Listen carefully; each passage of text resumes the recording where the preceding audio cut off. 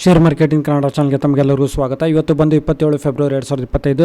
Nifty 50ನಲ್ಲಿ ಏನಾಯಿತು, BSEನಲ್ಲಿ ಏನಾಯಿತು ಅಂತ ನೋಡ್ಕೊಂಬರೋಣ ಬನ್ನಿ. ನಿಫ್ಟಿ 50 ಇವತ್ತು ಕ್ಲೋಸ್ ಆಗಬೇಕಾದ್ರೆ ಒಂದು ಫ್ಲಾಟ್ ಡೇ ಅಂತಲೇ ಹೇಳ್ಬೋದು. 22,545.05 ಪಾಯಿಂಟ್ಸ್ಗಳು ಇವತ್ತು ಕ್ಲೋಸ್ ಆಗಿದೆ. ಅಂದರೆ 2.50 ಪಾಯಿಂಟ್ಸ್ಗಳ ಒಂದು ಇಳಿಕೆ ತೋರಿಸಿದೆ. ಹಾಗೆ ಸೆನ್ಸೆಕ್ಸ್ ಕೂಡ ಅಷ್ಟೇ ಸುಮಾರು 10.31 ಪಾಯಿಂಟ್ಸ್ಗಳ ಒಂದು ಸಣ್ಣ ಏರಿಕೆ ತೋರಿಸಿದೆ. ಅಂದರೆ ಕ್ಲೋಸ್ ಆಗಬೇಕಾದ್ರೆ 74,612.43 ಪಾಯಿಂಟ್ಸ್ಗಳಿಗೆ ಕ್ಲೋಸ್ ಆಗಿದೆ. ಹಾಗೆ ನಿಫ್ಟಿ 50ನಲ್ಲಿ ಯಾವೆಲ್ಲ ಕಂಪ್ನಿಗಳ ಶೇರ್ಸ್ಗಳಲ್ಲಿ ಅತಿ ಹೆಚ್ಚು ಏರಿಕೆ ಆಗಿದೆ ಅಂತ ನೋಡಿದರೆ ಬಜಾಜ್ ಫಿನ್ಸರ್ವ್ ಇದರಲ್ಲಿ ಸುಮಾರು 2.69% ಏರಿಕೆ ಆಗಿದೆ ಇವತ್ತು ಒಂದೇ ದಿವಸದಲ್ಲಿ. ಹಾಗೆ ಬಜಾಜ್ ಫಿನಾನ್ಸ್ ಶೇರ್ಸ್ಗಳು Sun Pharma, Hindalco Industries, JSW Steel, Nestle India, IndusInd Bank, Tata Steel, Wipro, ಹಾಗೆ HDFC ಬ್ಯಾಂಕ್ ಶೇರ್ಸ್ಗಳು, Titan, Axis Bank, Coal India, Bharti Airtel, Tata Consumer Products, Reliance Industries, Power Grid ಶೇರ್ಸ್ಗಳಲ್ಲಿ ಏರಿಕೆ ಆಗಿದೆ.